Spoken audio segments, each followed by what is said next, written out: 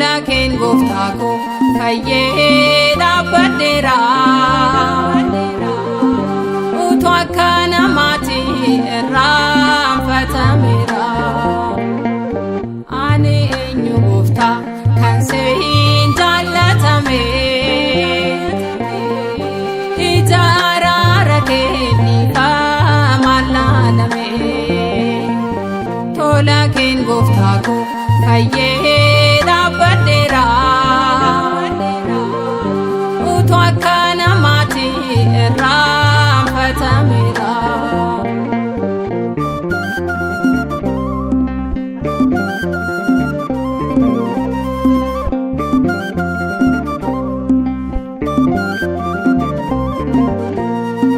yaro gammachuutti si wajjini nyaadhe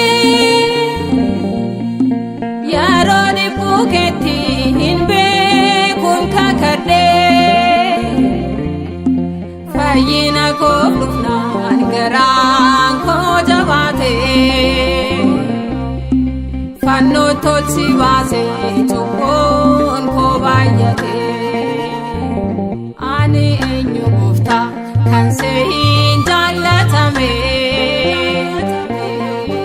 ijara rakeni famalalame to lakin goftaako fayyada badera utu akkana mati rafatamira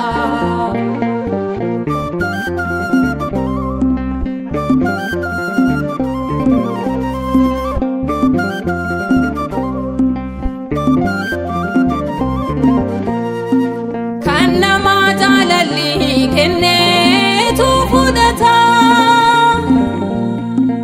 irrisee hiixatee guutuu hammaarrata kan kee liqiin qabu tolaa hundumtisaa naaf wareegamteetta dhiigaa kee lolaasaa ani eenyu gooftaa kan sehin jallatame ijara rakeni famalalame to lakin goftaako fayyada badera utu akkana mati rafatamira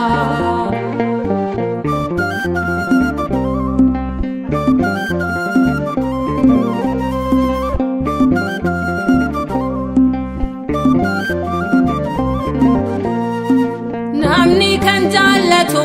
kan isa jaallate akka kee diina isaaf eenyu kan dhaabbate daddarba koo maraa kan naaf irraanfatu Iyyesuus malee hin jiru eenyutu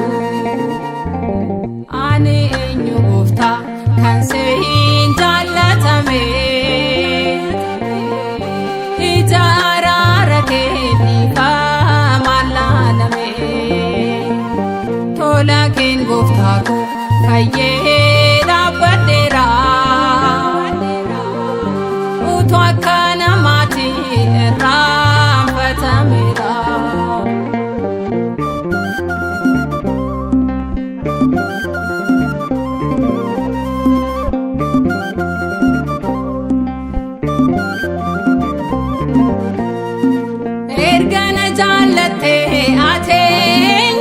bita ela kona filte dua kodu teta ato jechan oli malje desi wamu dan ganja lelake gun kan tilmamamu ane enyu gofta kan sein jalatame ijara rake ni kamalame tola ken gofta ko kaye